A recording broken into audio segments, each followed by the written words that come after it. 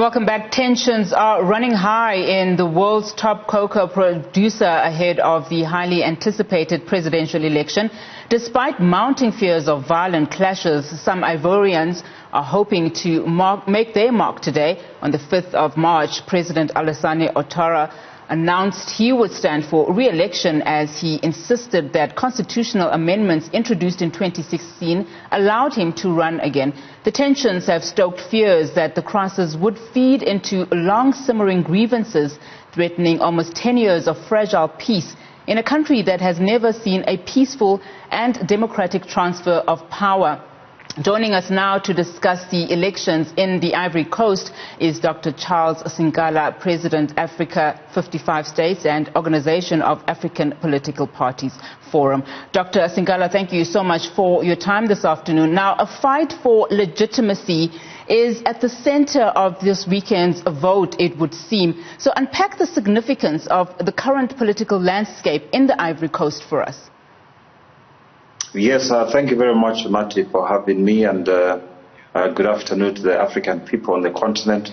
I think the Ivory Coast is not an isolated situation, it is something that is sad on the continent that we Africans, we keep on fighting for power, just for the sake of being power without having something legitimate of trying to build our nations. And Ivory Coast, the wars hasn't started now. You must remember very well, going back just as early as the 2010, we've had so much disunity within the country when Gabo was disposed of and convicted for criminal activities, and I was surprised that he came back again this election in 2010 as well to try to nominate his intention to stand as president.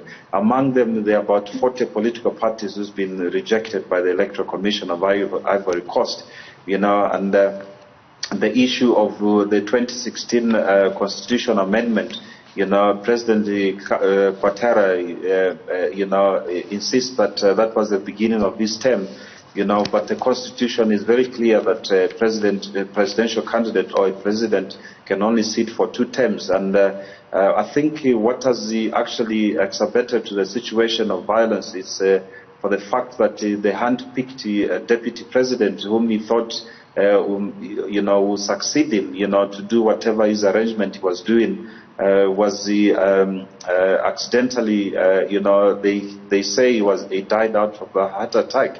But very suspicious circumstances, and because of he lost the candidate whom he thought he would put there to protect his interest, post him being a president, has actually made him to come back and run for the presidential elections. Dr. Sinkala, you also made mention of the fact that President Ouattara announced that he would stand for re-election, and he was also saying that the constitutional amendments, as you said, introduced in 2016 allowed him to run again, and in fact a court case agreed with him. So what does this mean for the tensions that are currently being seen in Ivory Coast that are leading to violence? I mean, some people, as we speak, are fleeing parts of that country. Yeah, it's quite unfortunately, I have faith in the judiciary system of the Ivory Coast government, and I think that's what decides. What we're calling on the Ivorian people and everybody who's trying to assist Ivory Coast to go through these peaceful elections, if at all there's a peaceful election in Africa, that they respect the constitution judgment, that he can run for another term, because they believe that the 2016 amendment was a reset of the presidential term, and subsequently was mentioned that this is a second term now he has to run. That's why he's coming forward to contest the elections. I don't think it's that stupid for him to contest elections when he's not eligible. The Electoral Commission of Ivory Coast has actually nominated him to be a candidate. So what the people need to do is, for the sake of peace, is to go and decide by the ballot box, and they choose the leader which they want for the country to go back to the renewal and constitutional normalcy. I'm told that as well that the opposition political parties, they are threatening to boycott the elections. This brings another civil wars. Already from 2010, there's more than 3,000 to 10,000 people has been killed due to this disunity in terms of elections, in the country. Now, in fact, despite calls by the opposition candidates for civil unrest, as you've mentioned, people have still gone out to vote. What does this mean then about the legitimacy of these elections, particularly as it speaks to the outcome? Yeah, look, the legitimacy of the elections, it's dependent on the electoral college. Those people, the numbers who go to vote, and I think it will be decided on those numbers who win the elections. But we do not see a larger turnout because many of them, like I likely mentioned, they are boycotted. They say the President Ouattara is not eligible to stand for these elections. So a few of them, yes, we can't have everybody bad. The rest of them, they said, let's go decide by the ballot box and choose the leader that we need. It is up to the Electoral Commission, to interpret the laws and check what is the legitimate numbers which can be constituted to a majority vote, that can be decided by the people of Ivory Coast, to decide on which leader they should have. If they have, say, 10 or less than 10% of the population, of course, they have to recall the elections again, then there will be another rerun. To make sure that there's a proper representation for the electoral college dependent on the number of voters who are registered in this year's elections.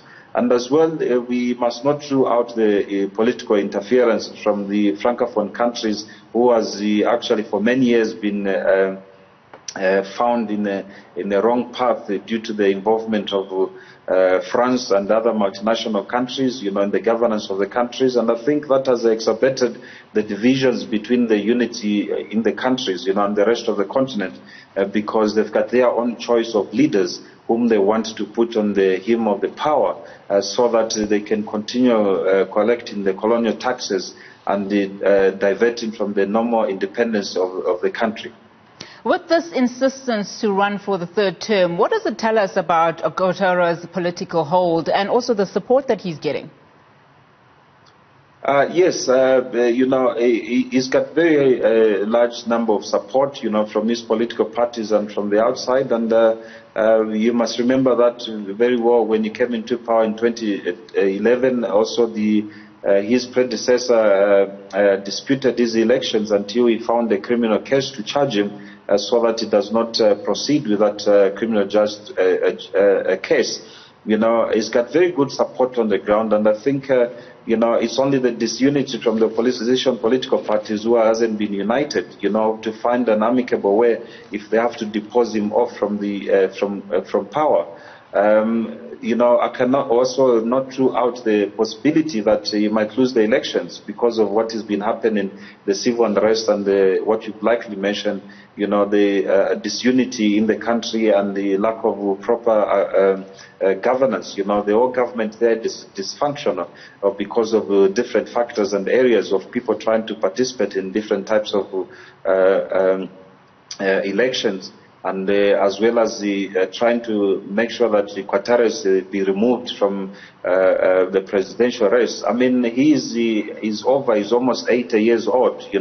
I can't see on many the main four contestants who are contesting these elections. All of them are above 67, 70 years. It is also unprecedented that we have the former president, who was there before 2010. Also is contesting. He's 86 years old, and this pains me a lot when I talk about governance in the country. Are we lacking leaders or young men and women in Ivory Coast who can contest these elections? Most of them, you find he was a deputy president or former president. Can we have a new breed of new leaders, who can take the baton from the old guard? All right, thank you so much, Dr. Charles Sinkala. That's where we have to leave it for now, African political analyst.